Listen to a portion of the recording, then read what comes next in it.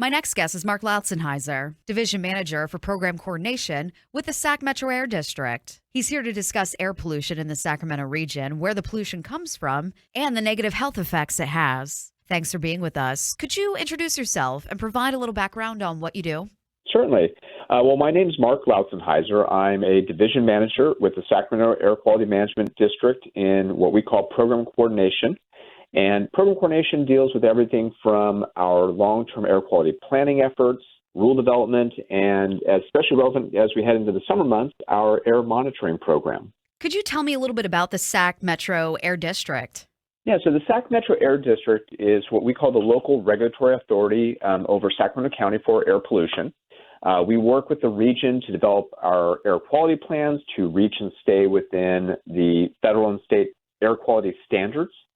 We permit and inspect local businesses that emit air pollution, provide incentives to clean up sources of pollution from cars, school buses, and trucks, just as examples. And our board of directors is comprised of elected officials. So it's a county board of supervisors and representatives from all the different cities that make up the county of Sacramento.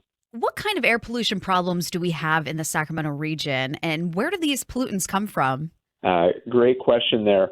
Our pollution really falls along what I'm going to call two seasonal lines. So we have a wintertime problem with what's called the fine particulate matter, or PM 2.5.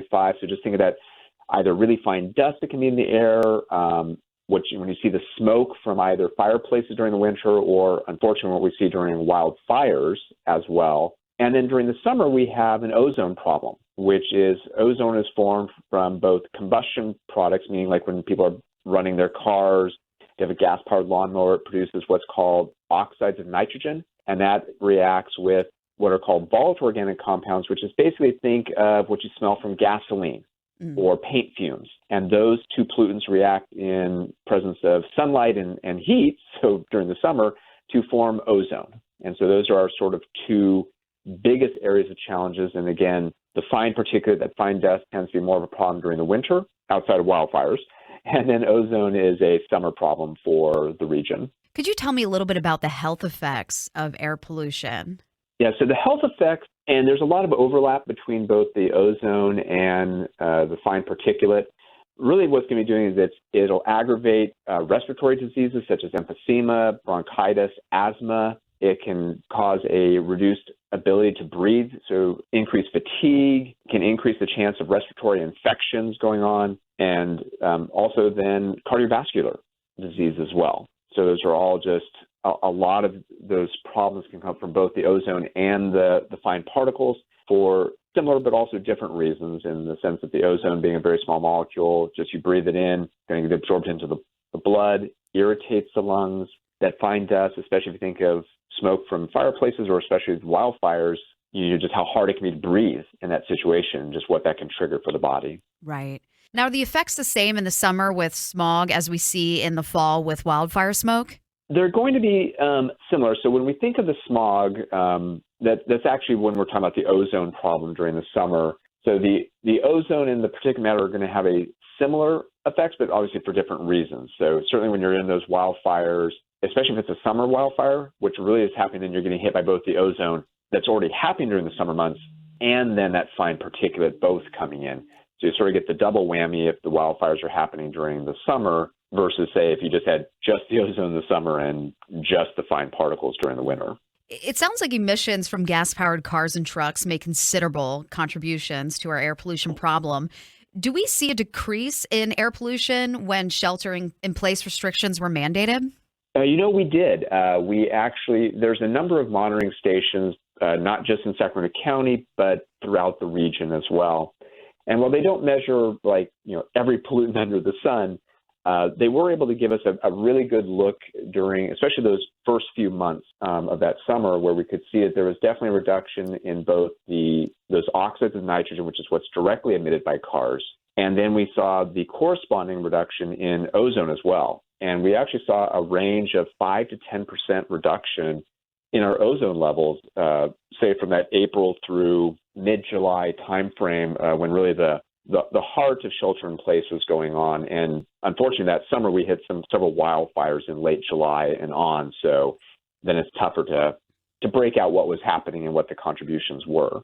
Can you tell me about the district's monitoring network and what it measures? So the district's monitoring network is we have both our federal monitoring network, which is primarily designed to measure what we call criteria air pollutants. So this is, again, that fine particulate matter, the PM 2.5, it's the ozone readings. And so basically those pollutants that we have to focus for state and federal health standards.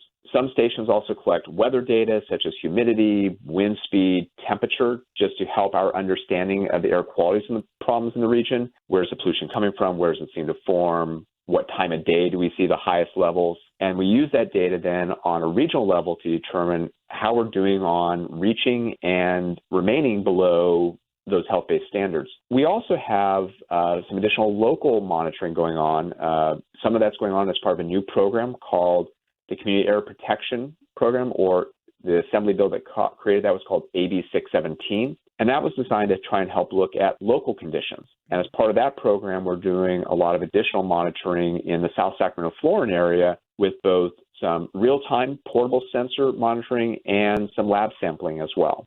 Nice. I heard the district and the city of Sacramento have partnered on a new monitoring program or project for underdeserved communities. I think you kind of just mentioned that. What's involved in that project? Yeah, so the city project is a neat one going on, and it sort of pairs up under an effort that the city of Rancho Cordova had done a couple of years ago, where the city of Sacramento is providing a grant to the district where we're going to be working with one or two local community groups to help with outreach and education. And our goal is to put then an additional 100 portable sensors into those communities that have been most impacted and historically been the most underserved, with the idea that these will help give real-time information into the community so that they can make the best decisions on, a daily basis of, hey, is it a good time to send the kids out to play? Is there higher ozone readings or higher, particulate matter readings, especially if we're in any kind of a wildfire situation? The idea is to be able to get a lot more localized data into those communities throughout the city of Sacramento as well. Oh, that's great. Why are portable monitors helpful for tracking air quality? So what the portable sensors do is they provide a very valuable real-time information to the residents.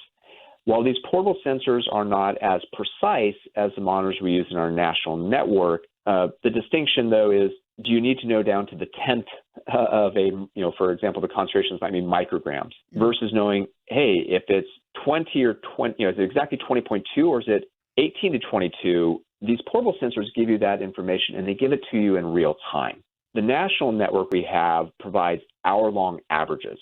So when you look at that information, it's great, it's very valuable, but you're not necessarily looking at what's happening right this moment. Whereas these portable sensors are going to be able to provide that information in more real time, where people can go look at that information and say, oh, hey, I am in the green right now, versus, well, what was that data an hour ago?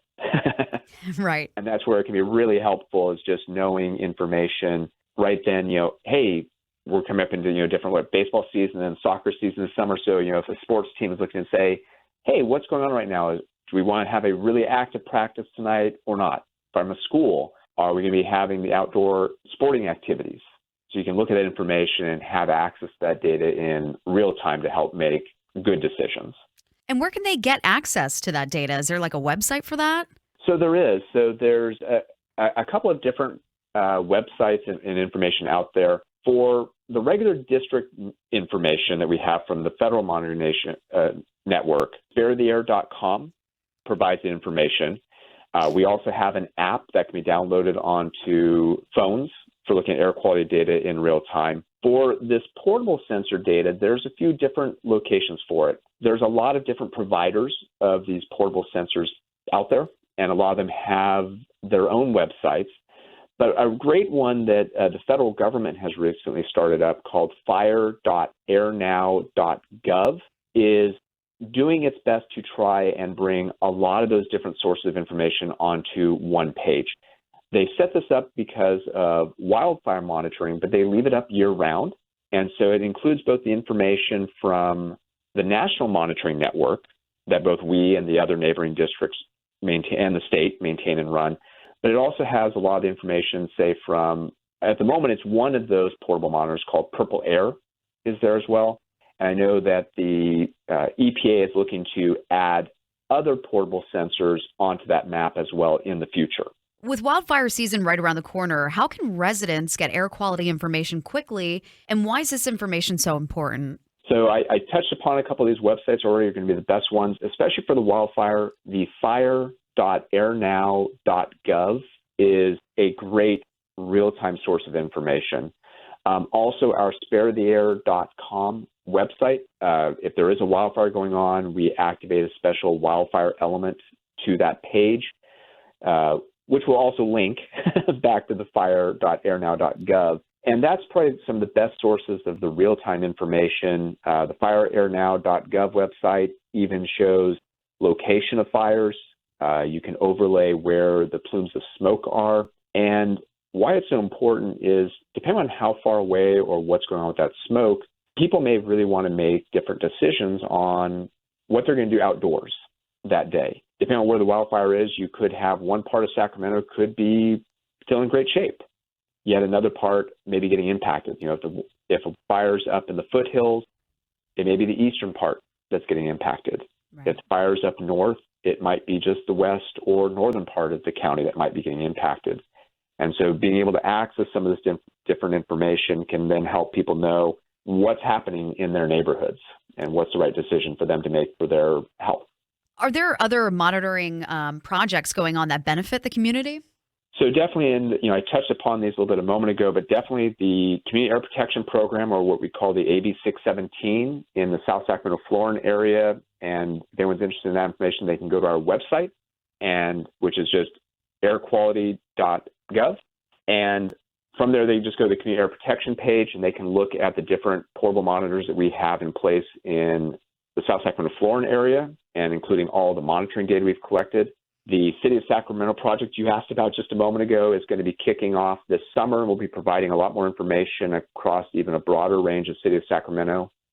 Already being displayed on the EPA website is the Rancho Cordova City project that was going on. So those are a lot of just some of the different, and there's also some other community level projects that are going on as well, just through community groups that are getting more involved in local monitoring efforts as well.